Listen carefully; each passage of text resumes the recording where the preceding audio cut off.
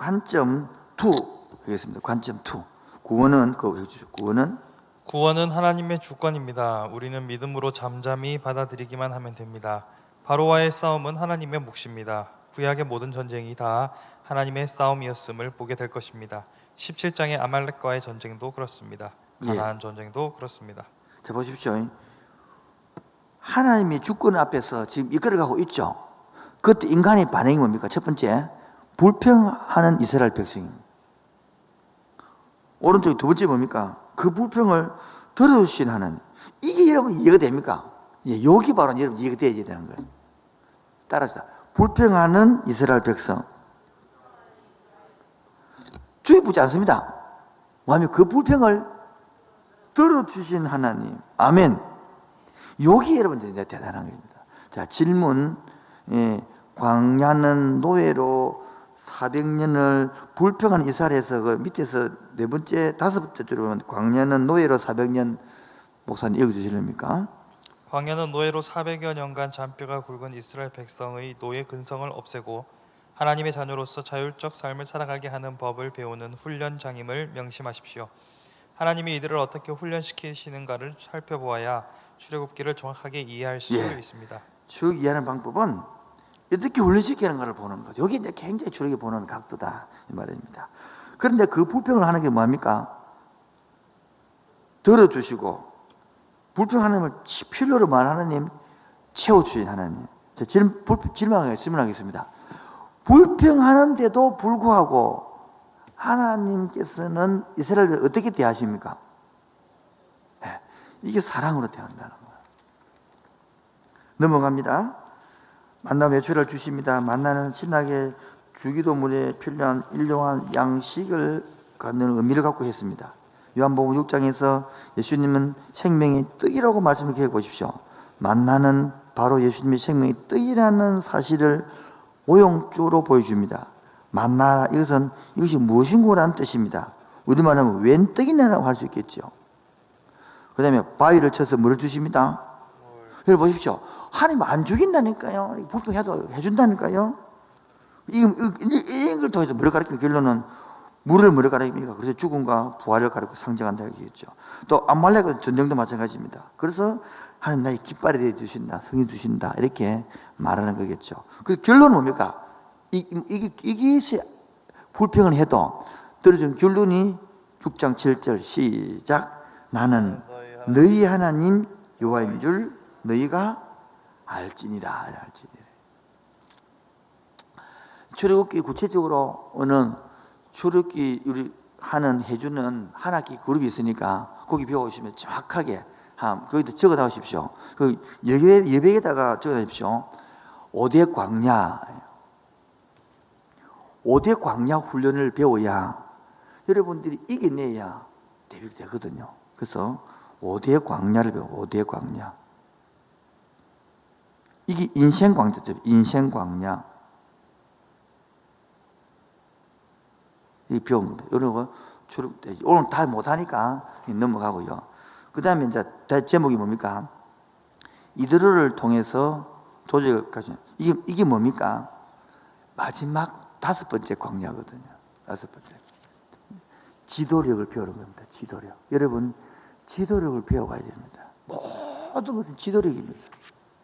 회사가 그리 망해가는 회사인데 사장 한 사람이 들어와서 회사를 살리는 거예요. 그게 바로 지도력이거든요. 교회도 안 돼가는 교회도 다리 목사 한 사람 가면 살려내고요. 안 돼가는 부서도 그 담당 부교육자 사람 살아나고 그런 겁니다. 안 돼가는 반도요. 다른 사람 다 살고 이게 바로 지도력이거든요. 이 5대 광야 마지막째 하는 광야가 있습니다. 그 다음 제목이 뭡니까?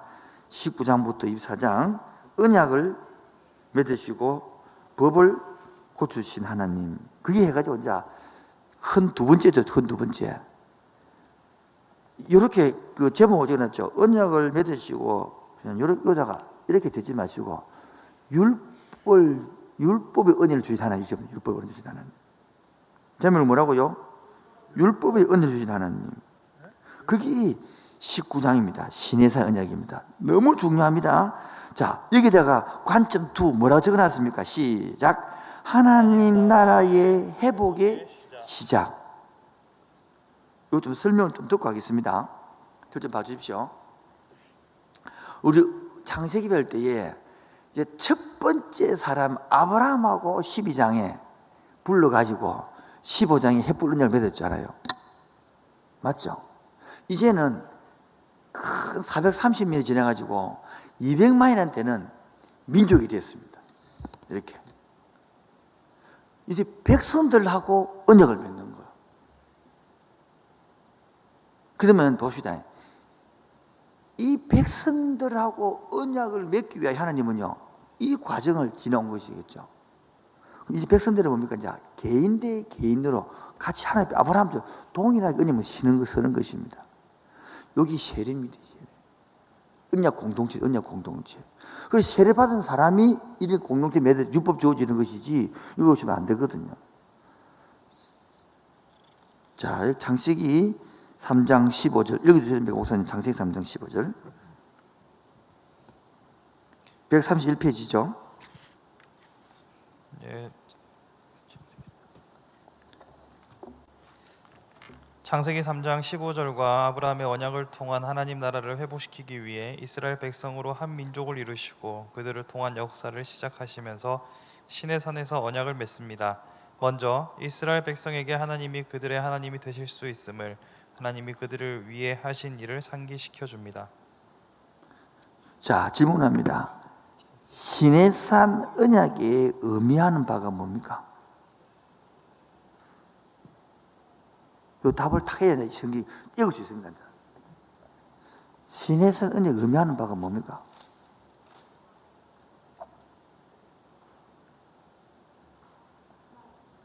예, 아까 설명했죠. 개인 언약이 무슨 언약? 국가 언약이 되는 거예요. 그래서 출애굽기 19장 펴보세요.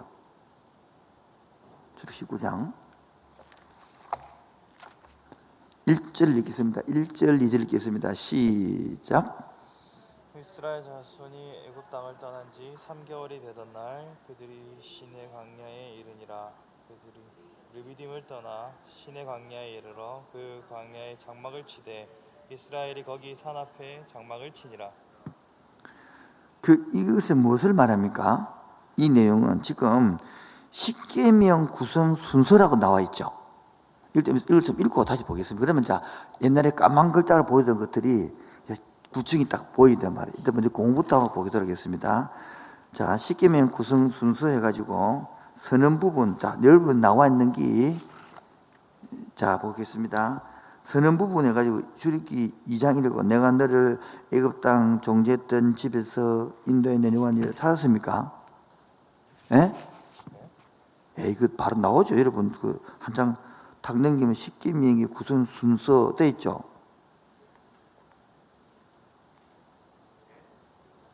(134페이지) 안 돼 있습니까? 이게 여러분 참 재밌는 것은 이 옛날 책에는 행하신 원부터 행하신 시까지가 들어있어요. 그런데 여기 새 책에는 행하신 원부터 이 시까지가 들어있지 않아요. 132에 예? 죄송합니다. 내가 잘못 봤구나. 자, 132페이지 보면 행하신 원부터 행하신 시까지 쭉 들어있죠. 우리 지금 해왔던 단계를 설명하는 것입니다. 그래서 여기에 제일 중요한 단어가 하나님 나라를 회복하기 시키기 위하여 시내산 언약의 내용이 뭐냐를 새겨야 됩니다. 새겨. 그게 그 신의 언약의 요점입니다. 이 일을 행하신 하나님은 이스라엘 백성이 애굽의 노예로 있을 때에 섬겼던 잡신과 존재가 아니라 우주를 소유하신 왕 같으신 분이라는 사실을 먼저 선포합니다. 선포. 그 후에 하나님 일방적으로 명령을 선포합니다. 자, 그래서 제1번 하나님 나라를 첫 번째가 뭐요? 내 소유가 되겠고, 적어놨죠. 두 번째요, 제사장 나라가 되며, 세 번째 거룩한 백성이. 이게 신의 요점. 여기 봅시다. 여기 바로 출애굽기 19장 5절 6절입니다. 성경 읽겠습니다. 성경책요 19장 5절 6절 다 같이 시작. 세계가 다 내게 속하였나니 너희가 내 말을 잘 듣고 내 언약을 지키면 너희는 모든 민족 중에서 내 소유가 내 소유 되겠고, 두 번째는요, 너희가 내게 대하여 제사장 나라가 되며, 세 번째는 거룩한 백성이 되리라.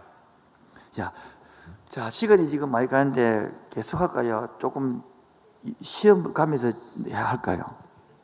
자, 그럼 조금 쉬면서 이거 설명하면서 힘이 됩니다. 여러분, 우리가 첫 번째 여러분 버려서 어느 사람도 소유로서 하나님 소유로 하나님 끝 이 말이에요.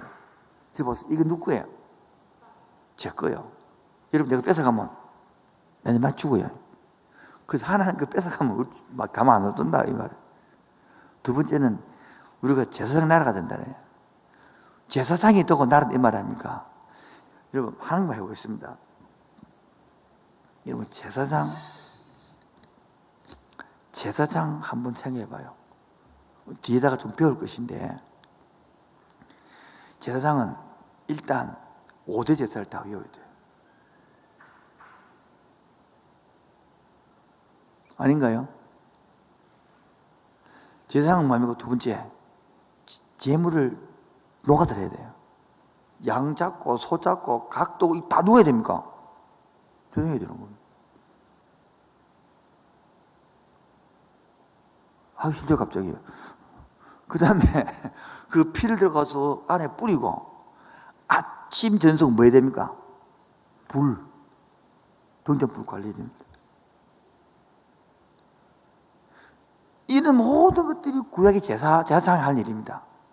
신약은 만인 제사장이잖아요. 아닌가요? 봐요. 하나도 평신도들은 이런 거 안 하고 있는 거야. 그러니까 평신도와 병신도 그래 하는 거야.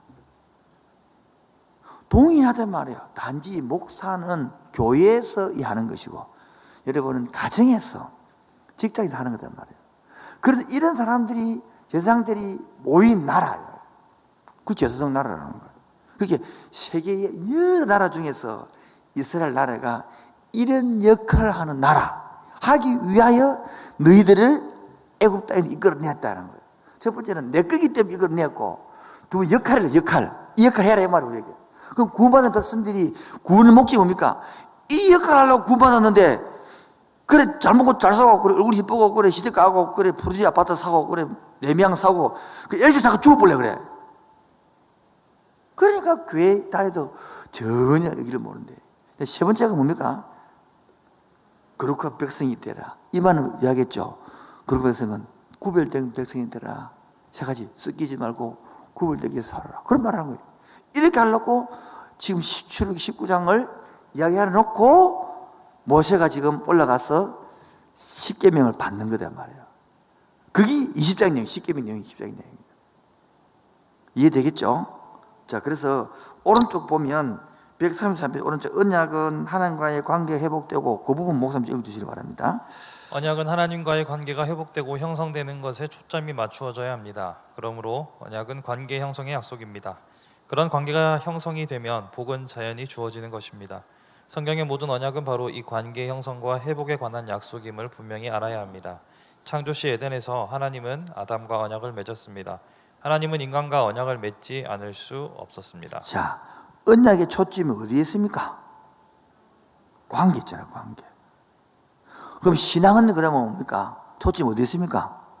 관계에 있는 거예요. 무슨 관계? 누가의 관계? 하나님과의 관계. 자, 그래서 하나님의 관계가 되면 두 번째, 나의 관계 회복되는 거예요. 내가 치유가 되는 거, 치유가 안 일어났다 하는 관계가 잘 안 됐다는 거예요. 나의 관계가 되고 회복되면 내 가정의 관계가, 이웃과의 관계가 되는 거예요. 아내하고 다시 이게 막 살아난단 말이에요. 그게 되고 나니까 온 가족이 잘 회복되니까 그 101동 100인 전파되어 가는 거예요. 이렇게 사이가 돼요. 그 다음 봅시다. 시간이 없어가지고, 이게 사랑의 하나님은 인간과 무슨 관계 맺으시고, 좀 읽어보십시오. 사랑의 하나님은 인간과 사랑의 관계를 맺으시고 발전시키며 축복하시기를 원하셨습니다. 그것은 선악과 언약이라고 할 수 있습니다. 그러나 인간은 그 언약을 파기하고 말았습니다. 언약 파기 가능성을 하나님은 아셨기 때문에 선악과를 두어 하나님을 기억하고 의지하게 했으나 인간은 결국 실패하고 말았습니다. 그러나 하나님은 관계 형성과 회복을 위해 아브라함과 언약을 맺으셨고 지금 또한 시내산 언약을 맺으시는 것입니다. 이 시내산 언약은 아브라함 언약이 발전된 것이며 더욱 구체화된 것입니다. 하나님은 그 언약의 구체적인 이행을 위해 율법을 주십니다. 예, 주십시오. 이 언약을 구체적으로 이행하기 뭘 주는 겁니다. 율법을 준 것입니다. 그래서 맨 마지막 끝에 보면 앞에서 언급했듯이 하나님 나라는 하나님과의 바른 관계가 회복되어 주십시오. 하나님의 통치가 온전히 회복되는 것을 의미한다고 말합니다. 그러나 결국 이스라엘은 계속요. 그러나 결국 이스라엘은 하나님의 언약을 저버리고 바알을 숭배하며 이방적 풍조에 휩쓸려 섞이는 삶을 살게 되고 하나님을 저버림으로 하나님의 통치를 벗어나 하나님 나라를 이루지 못하고 결국 망하고 많은 비극을 초래하게 됩니다. 질문입니다. 그러면 언약의 구체적인 이행을 위하여 언약 조문은 무엇입니까? 언약 조문. 그래서 십계명을 딱 나오는 것이 1장부터 십계명이 나오는 것입니다. 자, 십계명은 넘어보겠습니다. 그러면 십계명이 모세가 올라가서 봤잖아요. 예? 그 넘어가면 십계명의 구성 순서 선언. 여러분 제일 중요한 게 1절입니다. 1절 선언 같이 읽읍시다. 1절 2절 시작. 20장 1절 2절요 시작. 하나님이 모든 말씀으로 말씀하여 나는 너를 애굽 땅 종되었던 집에서 인도하여 낸 내 하나님 여호와니라. 여기 선언이 왜 중요하냐면 자, 절 보겠습니다. 전에 설명했는데 언약이라는 것은 서로 쌍방안에 맺는 거 아닙니까? 그래서 큰 왕과 작은 왕, 이 전쟁이 일어나면 큰 왕이 되고 저도 작은 왕이 되는데 큰 왕은 이래 말하는 거야. 내가 너희들을 이렇게 해가지고 전쟁 이겼다. 고로 내가 너희들을 다른 나라가 많어 침략해 오면 내가 막아줄 것이다. 이번 그러므로 너희들은 내한테 양을 몇 필 드리라. 이런 걸 할 때 이게 선언. 항상 큰 왕이 작은 왕한테 베풀어 주었던 은공을 딱 이야기하는 거예요. 그 은공이 1절이죠. 다시 한번 더요. 시작. 하나님이 이 모든 말씀으로 말씀하여 이르시되 나는 너를 애굽 땅 종되었던 집에서 인도하여 낸 내 하나님 여호와니라. 예, 그래서 여기 책에는 133페이지에 해방자 애굽 땅 종되었던 집에서 인도하여 낸 여기 바로 관점 2 오른쪽에 봅시다. 에베소 2장 8절 9절요 시작. 으로 말미암아 구원을 받았으니 이것은 너희에게서 난 것이 아니요 하나님의 선물이라. 행위에서 난 것이 아니니 이니 누구든지 자랑하지 못하게 함이라. 야, 이기스의 해방은요 할 때에 방향성이 중요합니다. 누구를부터의 해방이 아니고 누구에게를 향한 해방이 중요한 거예요. 저 글자 적어놨죠. 여러분 135페이지 위에 보면 적어놓은 거예요. 곧 인간 중심이냐 하나님 중심이냐의 문제인 것입니다. 출애굽 사건은 순전한 하나님의 은혜 사건입니다. 하나님 나라를 회복시키기 위한 계속 중에 진행된 하나님의 주도권적 사건입니다. 또 애굽 사건은 신약 시대에 누구를 대표한다? 이게 바로 관점 2 하나님 통치 받아야 된다는 겁니다. 두 번째는 하나님입니다. 앞에는 선언에서 해방자를 설명했고 두 번째는요 나는 어떤 하나님이다? 여호와 하나님이다. 여호와. 그 밑에 달라보면 영어로 하나님 이름은 와우 찾았습니까? 그래서 여호와를 단어를 써서 만들어낸 것이 아도나이라는 이름을 가진 것입니다. 영어로 치면 적어놨죠. I am who I am. 지금 했던 거기 때문에 넘어가도록 하겠습니다. 이게 바로 관점 3입니다. 관점 3. 관점 3가 무엇입니까?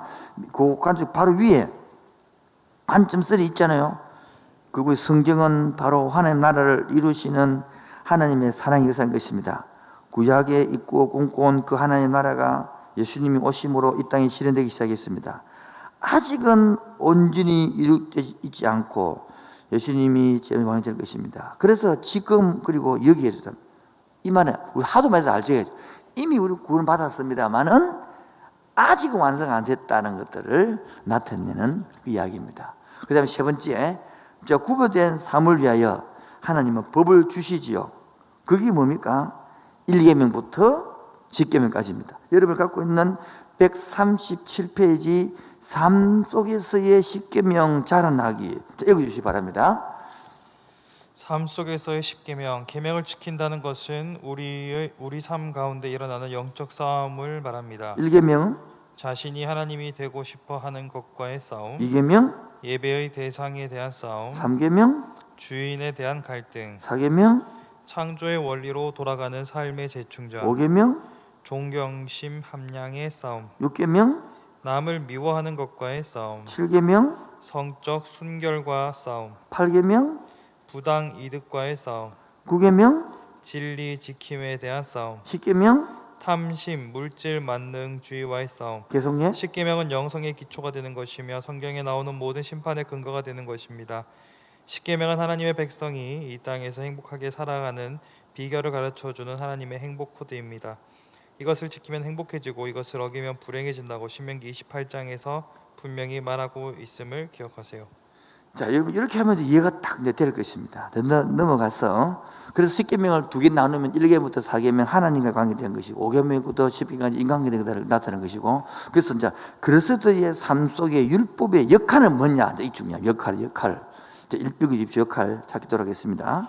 하나님의 율법은 구원받지 못한 사람을 하늘로 올라갈 수 있는 사다리가 아니라 구원받은 자의 생활 양식입니다. 예, 다시 읽습니다. 이 너무 중요한 단어입니다. 다시 한번 더요. 다 같이 천천히 읽읍시다. 시작. 하나님의 율법은 구원받지 못한 사람들을 하늘로 올라갈 수 있는 사다리가 아니라 구원받은 자의 생활 양식입니다. 여러분이 이걸 이제 모르고 거꾸로 한단 말이에요. 계속 저도 어릴 때 보면 이게입니다. 이리가 올라가야만 좋은 생각하는데 그게 아니고 우리 이미 구원받은 자의 생활 양식인데 이걸 헷갈리면 시험이 힘들다 이 말이에요. 계속 천천히요. 계명을 받는다는 것은 하나님의 백성이 되었다는 증거입니다. 예, 계명 뜻이 뭐라고요? 예, 이게 두 번째는요. 계명을 지킨다는 것은 하나님의 백성으로 행복하게 살아갈 수 나오네요. 있다는 것입니다. 지킨다는 것은 뭐다? 행복하게 살아가는 것이 오네. 그런데 행복을 찾는다 이런 사람들은 어떻게? 이거 지키고 살면 행복합니다. 여러분 사명으로 살 때 제일 행복합니다. 뭐가 행복하다고요? 사명으로 살 때. 내 사명 감당할 때 제일 보람 느끼는 거예요. 그것만 더 재미있는 게 없더라고 해보니까. 그래서 신명기 28장과 10계명은 하나님이 인간에 주는 행복 코드다. 야, 이런 표현이 좋죠. 그게 10편 1편에 갑자기 11편 나와야 되는데 많이 안 되지네. 복 있는 사람은 그걸 쫓지 아니하고. 그래서 옆에 왼쪽으로 자라나게 보면 저 나왔죠. 10편 1편과 19편은 율법의 중요성을 강조하는 시편입니다. 읽어볼까요? 시작. 복되어라. 악을 꾸미는 자리에 가지 아니하고 죄인들의 길에 거들지 아니하며 조소하는 자들 어울리지 아니하고 야훼께서 주신 법을 낙오로 삼아 밤낮으로 그 법을 되새기는 사람 그에게 안 될 일이 무엇이라. 시냇가에 심어진 나무 같아서 그 잎사귀가 시들지 아니하고 제철을 따라 맺으리라. 사악한 자는 그렇지 아니한 바람에 까울리는 겨와도 같아. 야훼께서 심판하실 때에 무리들조차 못하고 죄인들이 의인의 모임에 들지 못하리라. 악한 자의 길은 멸망에 이르나 의인의 길은 야훼께서 보살피신다. 공동번역은 천주교하고 우리 개신교하고 같이 번역 훨씬 와닿죠 있잖아요. 그래서 우리 여러 가지 번역본을 보는 것들이 뭐 영어도 보도 좋고요. 참 좋은 것입니다. 시편 19편 7절 8절 읽습니다. 시작. 여호와의 율법은 완전하여 영생을 소생시키시며 여호와의 정근은 확실하여 우둔한 자를 지혜롭게 하며 여호와의 교훈은 정직하여 마음을 기뻐지게 하고 여호와의 계명은 순결하여 눈을 밝게 하시는 도다 되어 있습니다. 그 다음 넘어갑니다. 이제 10계명은 또 뭡니까? 이제 율법인가 아니면 자 목소리 읽어주십시오.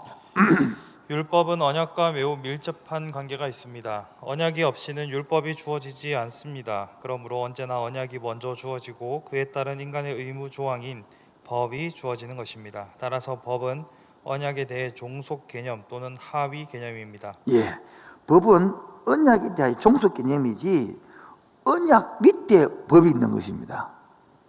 우리나라 헌법 밑에 모든 법이 있는 거잖아요. 자, 봅시다. 우리요. 자, 헌법에 종교의 자유가 있죠. 그 밑에 지금 있는 뭐 하면 하지 마라 법이 있습니다. 이게 하위법입니다. 하위법 우선입니까? 위에 있는 원법이 우선입니까? 그래서 이거 뭐 어긴다고 벌 내린다. 그분 위에 있는 게 헌법입니다. 이거 알아야 돼, 국민들이. 함부로 뭐 벌금 내린다. 헌법을 어깁니다, 그러면. 그 위에, 헌법 밑에 다 종교법이고, 똑같이 마찬가지입니다. 언약 밑에 법이 있는 겁니다. 언약이 없으면 뭐가 없는 거요? 있을 필요 없는 거죠. 그러니까 우리가 언약을 알아야 십계명을 알 수 있는데, 언약도 모르는데 십계명 강조하니까 바로 아까처럼 조금 사다리 타고 올라간 것처럼 힘들다, 이 말이지. 그래서 계약이라는 것은, 비록 하나님이 일방적으로 만든 것이라 해도 계약은 하나님이 인간에게 스스로 명시한 약속들이 있습니다. 이 약속이 계약을 일반적 윤리와 구분한 점입니다. 계속요. 이 계명의 계약성은 인간의 의무는 하나님의 백성이 되는 것이고 하나님의 약속은 인간의 하나님이 되어 주신다는 것입니다. 이것이 하나님 나라의 관점입니다. 이 십계명은 윤리 도덕의 차원도 넘어서고 계약의 차원도 넘어선 삶 그 자체입니다. 자, 질문합니다. 십계명의 정신은 뭡니까? 자, 그러면 이 십계명은 윤리 도덕의 차원도 넘어서고 계획의 차원도 넘어서 뭐다? 삶 그 자체다. 삶이 뭡니까? 십계명의 정신이라는 거야. 하나님 백성으로 사람. 따라서 읽으십시오, 목사님.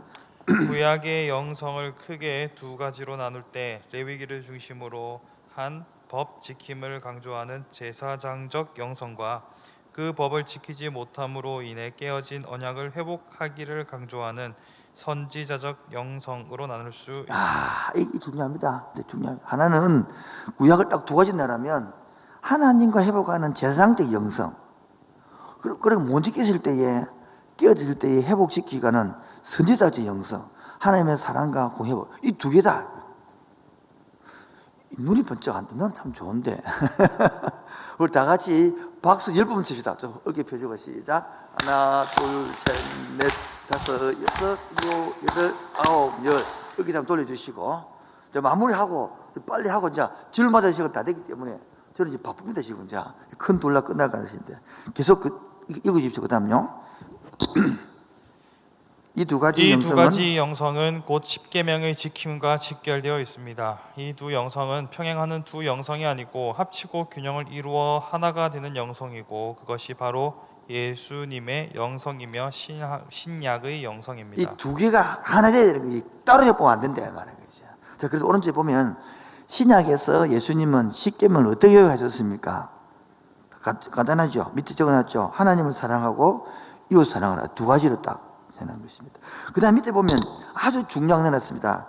제목 읽읍시다. 시작. 관계 중심으로 본 성경의 영성. 또 갈로향은 뭐랬습니까? 그리스도인의 총체적인 삶. 제목이 뭡니까? 무슨 중심? 이게 좀 쉬다 가면 상담한 박사 논문이 하나님의 이미지가 대인 관계에 미치는 이야기거든. 이 관계 때문에 그런 거예요. 관계란 말이에요. 우리는 신앙은 좋다 그러는데 관계 엉망이다. 그게 바른 신이 아니다는 걸 계속 말하는 거예요. 자, 오른쪽에 보면 자, 수직적 관계가 있죠. 하나님과의 관계 있고, 또 하나는 이웃과의 관계 있잖아요. 수평적 관계 있잖아요. 찾았습니까? 창세기는 아담 내가 어디 있느냐의 수직 관계죠. 그런데 수평적 관계는 아담아 내 아비가 어디 있느냐? 출애굽기는 너희 하나님 되겠고 나는 내 백성이 되리라. 십계명은 이게 사귀면 이게 너무 딱 잘 적어놓은 거 이렇게 이해되시면 너무 좋아서 넘어가도록 하겠습니다. 자, 그 다음 출애굽기와 신약에 나타난 무슨 성품? 여러분 이런 것들 이거 보면 막 너무 끝났죠. 그 다음 단락 출애굽기에서 보는 하나님의 속성 다 같이 읽읍시다. 시작.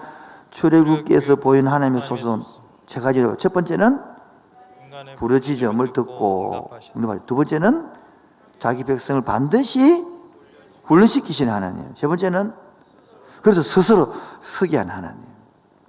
아주 중요한 것입니다. 그 다음에요, 출애굽기 20장 24절부터 26절에 나타난 제단의 특징이 주는 의미, 이 제단 특징 의미 한 중사 읽어보면 됩니다. 이게 바로 언약 인중식을 기억하는 것입니다.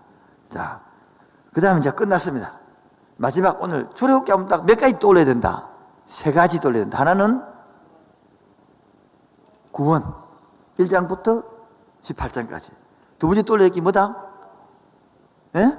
율법, 19장부터 24장. 끝냈죠? 하나 남은 게 뭡니까? 이제 성막이죠. 25장부터 31장입니다. 제일 중요한 것, 자, 간단히 끝납니다. 성막을 주신 이유, 어디 찾냐면, 그다음 여러분이 찾아야 될 성경 구절이 어디냐면, 까만 거 있죠, 까만 것. 예? 밑에 까만 글자 있잖아요. 그 바로 세 번째부터.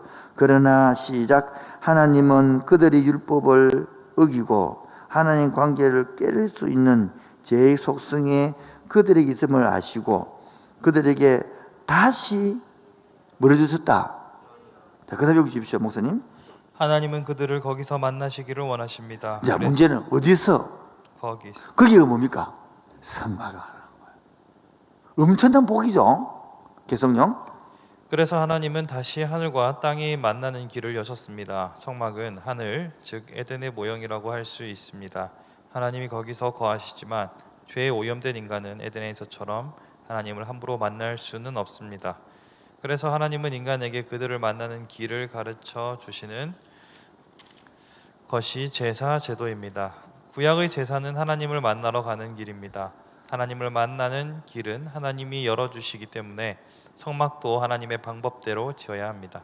예, 그래서 이제 그 제목이 계속 읽으십시오. 아주 간단하니까 이제 40장 13절부터 33절에 모세가 여호와께서 명한 대로 성막을 완성했다는 말이 8번이나 나오는 데서 하나님의 방법이 얼마나 중요한지를 볼 수 있습니다.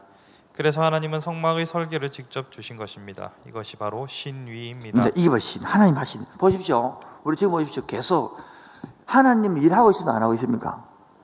인간도 일하고 있잖아요. 이거 하나님께서 일을 해간다. 그게 구속의 역사예요. 그 인간은 계속 맨날 뒷북치고 있잖아요. 그 하나님, 우리가 싸질난 똥을 갖다가 계속 치워주니 하나님. 똑같아. 우리 인간이 계속 똥 싸우는 부모가 계속 치워주는 거래. 그러면서 키워가는 거죠. 똑같은 내용이 분위기가. 계속요. 이것은 인간의 방법으로 하나님을 만나러 가는 길을 열 수가 없다는 말입니다. 듣고 싶죠? 인간이 방법으로 하나님 만나는 길을 절대 열 수 없습니다. 그런데 보십시오. 일반 종교는 있다는 거라. 이게 말이 안 되는 거죠. 계속요. 그래서 하나님은 제사하는 방법도 직접 가르쳐 주십니다. 구약의 제사가 하나님 방법대로 이루어져야 하나님을 만날 수 있듯이 오늘날의 예배도 하나님의 방법으로 드려져야 하나님을 만나는 예배를 드릴 수 있습니다. 그러나 불행하게도 오늘날 인간의 감정을 만족시키는 인위적인 예배를 너무나도 많이 보게 되는 것은 참으로 안타깝다 못해 개탄스럽습니다. 하나님의 방법, 즉 신위에 순종하는 첫 번째 길은 성경으로 돌아가는 것입니다. 성경은 읽지도 않고 사람의 머리로만 생각하면 그곳에는 인위만 있을 뿐입니다. 그렇죠. 우리가 지금 예배 드리기 앞서서 먼저 공부를 해서 이를 가지고 나가야 되는데 잘못하면 무당처럼 나가면 안 되겠죠. 그래서 자, 이것을 만드는 것이 이제 성막이다 아닙니까? 그래서 봅시다. 성막의 기구와 용도 해가지고 거기 보면 절명을 딱 잘 넣어놨습니다. 보면 쭉 성막에서는 기구들 해가지고 언약궤 이렇게 궁금하죠? 넣어놨잖아요. 그 다음에 오른쪽 보시면 성막 기구 배치 순서로 본 것이 들어있고, 그 다음에 이게 요한복음과 비교해 놨습니다. 이것도 너무 잘 넣어놨습니다. 그 다음에 여기에 있는 양장에 수놓은 사색 의미 있잖아요. 들어보십시오. 제가 가운을 입고 오면 후드 있잖아요. 이 색깔 4가지입니다. 빨간 게 있고 또 모르겠대요. 신기 있고 또 하나는 자색 청색이 있거든요. 이걸 만드는 거예요. 그래서 이걸 가지고 우리 이 의미를 갖고 내가 읽고 오는 건데 잘 모르더라고. 다음부터 좀 봐주시기 바랍니다. 이제 이런 것들 넘어가 보겠습니다. 출애굽기 32장에서 34장에 보면 여기인데, 자 보겠습니다. 이렇게 자절 보세요. 하나님하고 지금 이 관계 맡겼는데 이 길을 열어주는 엄청난 십계명을 받고, 그 다음에 또 뭡니까? 성막을 받아오는 이 음한 순간에 백성들은 뭐 했습니까? 금송아지 사건 만드는 거예요. 이게 지금 인간이 개탄할 노래잖아요. 개탄. 이게 이해가 되냐 이거죠. 하나님은 하나님만 나는 길을 알려주기 위하여 힘을 다하여 지금 이 성막 만드는 걸 알려주고 있는데, 인간을 한 꼬라지가 뭡니까 지금? 이기다고 있는 거죠. 여기 적어놨죠. 잘못된 신을, 목사님 잘못된 신을, 잘못된 신을 바른 신으로 섬기는 것은 바른 신을 잘못 섬기는 것만큼이나 치명적입니다. 오늘 우리는 잘못된 신을 바른 신이라고 착각하며 섬기고 있지는 않는지, 특히 종교다원주의가 가져다주는 혼합주의에 빠진 현대 그리스도인의 신과는 과연 문제가 없는가를 생각해 보아야 할 것입니다. 출애굽기 34장 12절에서 14절을 특히 유의하십시오. 성경을 읽는 관점을 제공합니다. 그래서 옛날에 그 그림 보면 고대 유물에서 발견된 당중의 모습, 이런 그 소를 섬긴다. 그 왜 소를 만들었을까? 이스라엘 백성들이 소를 섬기거든. 왜? 일하다 보면 힘이 세잖아. 그런 식으로 이끌어온 게 소다는 거예요. 지금도 힘, 무조건 권력, 힘, 돈, 지위, 이런 것들이 다 지금 법보다 주민이 강화됩니다. 이 관점 쓰리라는 것입니다. 구별되어야 되는데 갖다 짚었다는 것을 말합니다. 그 다음에 마지막으로 출애굽기 30장, 35, 40장의 성막 건축. 첫 번째 성막은 하나님이 그 백성 가운데 거하신다. 회막은 하나님께서 만나신다. 정금막은 법궤를 보관한다. 자, 성막 구성 책이 그림 있잖아요. 여기 보시면 되겠고, 평등도가 오른쪽에 항상 보십시오. 서쪽이 문입니다. 서쪽이 문입니다. 동쪽이 보면 문입니다. 문. 헷갈리는데. 그래서 동이 서에서 먼 것처럼 이 말의 표현이 여기 나온 것입니다. 자, 여기까지 다 되어졌죠? 질문 받는 시간입니다. 질문 받는 시간. 하고, 질문이 없으면 지금 열어주십시오. 그럼 못 쓰면 여기 넘어갈 것이고, 지금 질문 받도록 하겠습니다.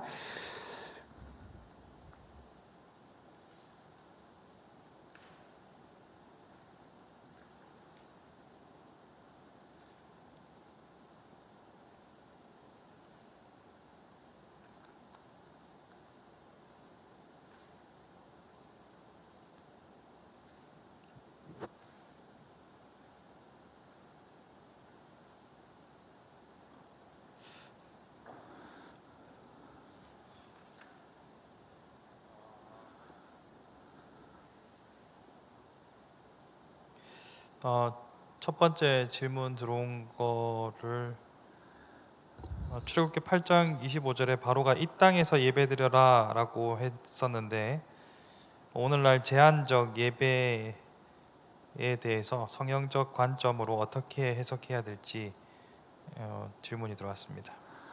의도가 잘 뭔지 모르겠는데, 이 땅이라는 것은 애굽 땅을 말하는 것입니다.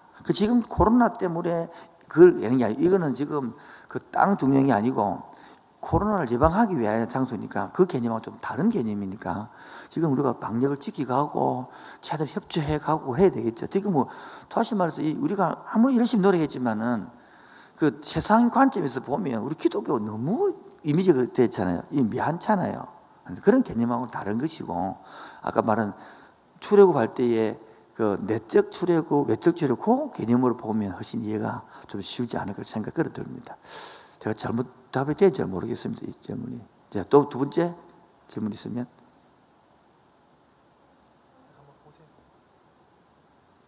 제가 바로 보면 됩니까? 네, 보셔도 됩니다. 잠깐만요. 제가 좀 켰어요. 두 번째 질문을 같이.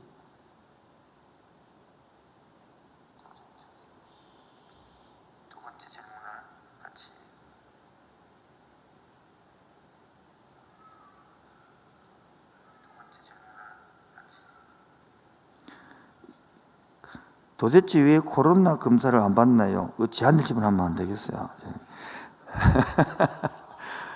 참 안타깝죠. 같이 받고 이렇게 하면 참 좋겠는데, 그렇죠? 그래서 핸드폰 질문 들어온 거 말씀드리겠습니다. 출애굽기 12장에 출애굽할 때 중단 잡족이 섞여갔다고 하는데 이 부분은 불순종의 결과로 봐야 하는지에 대한 질문입니다. 중단 잡족이 섞여갔던 것이 어떻게 된 연유인지에 대한 설명이 필요할 것 같습니다. 자, 여기 뭐냐면 지금 우리가 어떤 경우냐면 이 차를 출애굽할 때에 애굽 백성들이 따라왔단 말이에요. 잡족들이 따라온 거예요. 따라왔는데 이 사람들이 할례도 받고 세례도 받고 했으면 상관이 없는데 이 사람들은 그냥 살기 위해 따라온 거죠. 그래 같이 섞여 가지고 한 일이 무엇입니까? 불평하고 원망하게 분위기를 만들어낸단 말이죠. 그리고 우리가 교회에 들어와서 처음에 올 때는 다양하게 올 수 있죠. 병 낫기 위해 올 수도 있고 뭐 회복되기 날 수도 있고 뭐 기타 올 수 있는데 여기 와서 신자가 돼야 되는 거예요. 학습받고 세례받고 이게 돼서 기독교인이 돼야 되겠죠. 그러지 않은데 몸만 와 있다 이 말이에요. 근데 잡족이 되기 보면 교회를 엉망을 만드는 거죠. 그래서 아까 말한 내적 출애굽이 되는 것들이 굉장히 중요하지 않겠나. 제가 그렇게 보는 것입니다.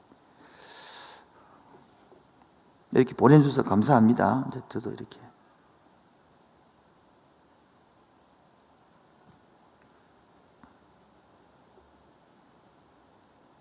잡족 때문에 일어난 광야에 문제가 많죠. 그리고 출애굽할 때 배웁니다만 그 잡족 지금도요 교회 안에는요 예수 안 믿는 사람들이 많습니다.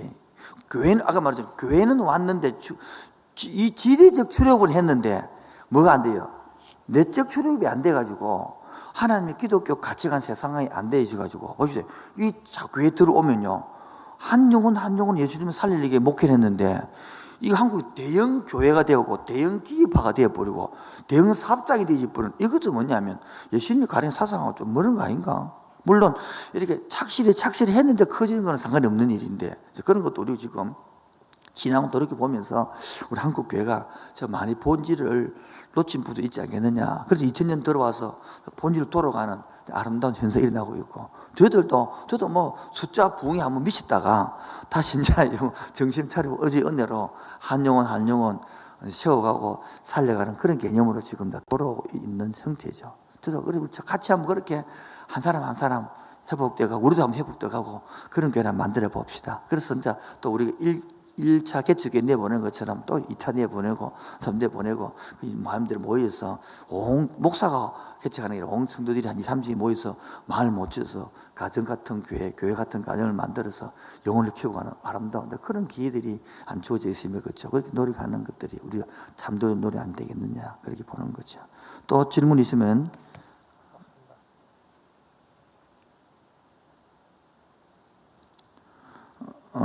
카톨릭 신자들은 성모 마리아를 믿는 게 아니라 예수님이 어머님이시기 때문에 공경하는 건데 이 부분은 목사님께서 어떻게 생각하시나요?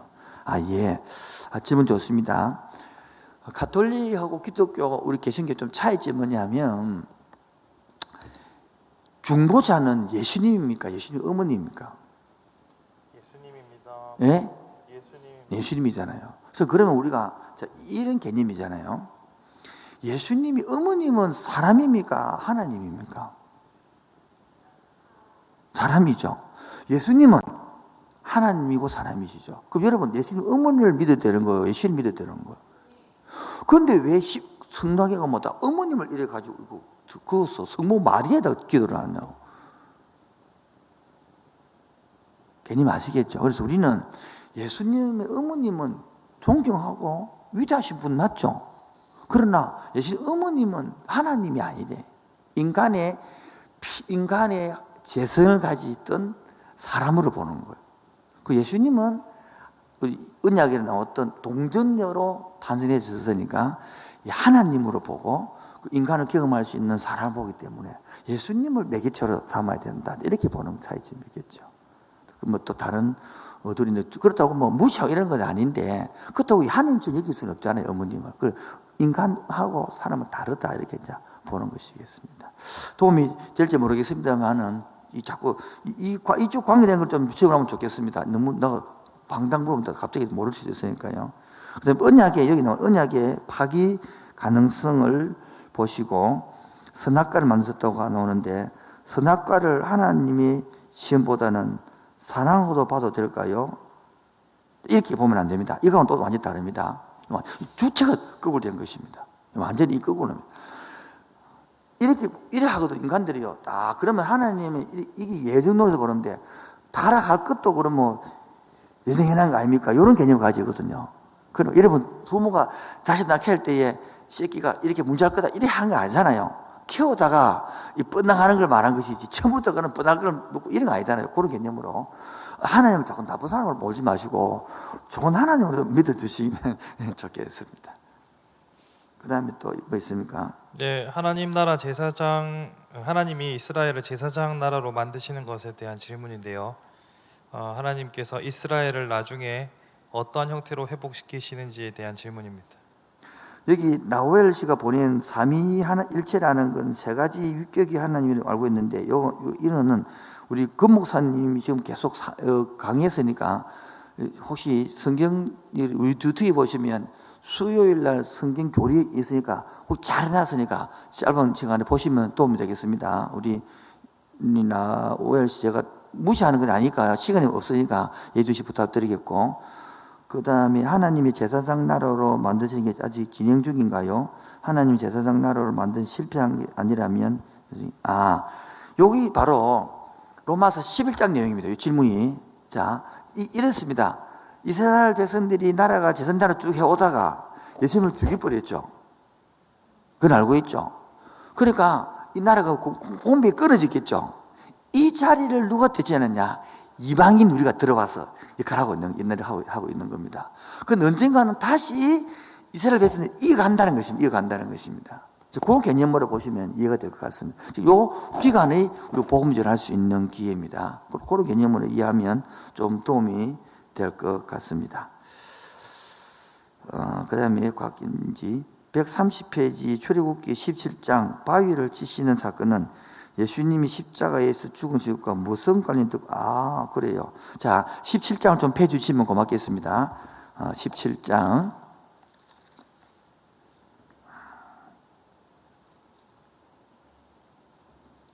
1절 좀 읽어주시면 좋겠습니다. 다 같이요. 1절 시작.